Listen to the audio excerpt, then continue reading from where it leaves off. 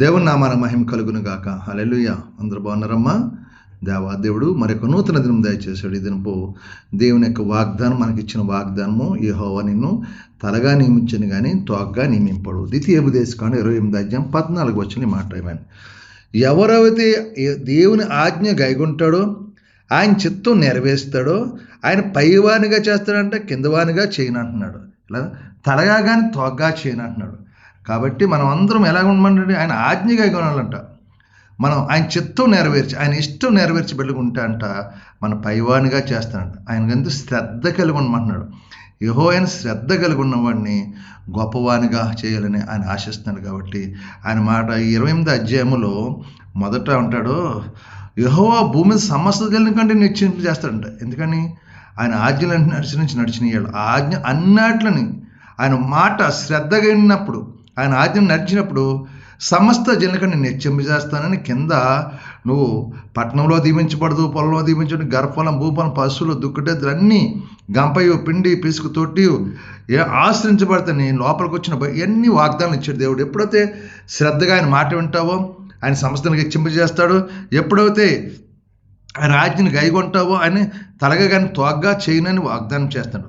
నీవు ఇది ఆయన ఆజ్ఞ గైగొని ఆయన చిత్తం నెరవేస్తే నేను పైవానిగా చేస్తాను, కిందవానిగా చేయడంట.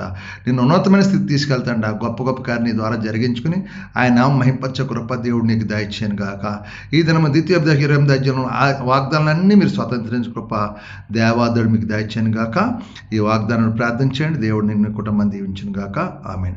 మీ కొరకు ప్రార్థిస్తారు. మీరు కూడా నాతో ప్రార్థన.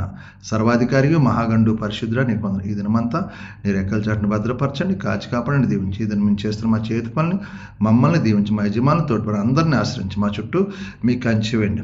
మా పని భారం ఒత్తిడిలకు సహాయం చేయండి. ఎవరైనా బలహీనంగా బిడ్డలుంటే ముట్టండి, హాస్పిటల్ ఐసీయూలో బిడ్డలుంటే ముట్టండి, అప్పులు బంధకాలను విడిపించండి, తాగుడు వ్యసనాలు విడిపించండి, కుటుంబ సభ్యులు విడుదల దాచండి, యవన కుమారులకు తల్లిదండ్రుల మాట లోబడే కృప దాచండి, వివాహాల కోసం అయితే వివాహాలు జరిగించండి. ఈరోజు పుట్టినరోజు పెళ్లి రోజు జరుపుకున్న బిడ్డలు దీవించండి, ఆశ్రయించండి.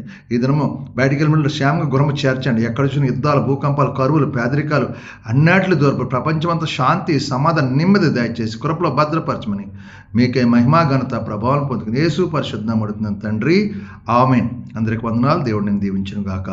ఆమేన్.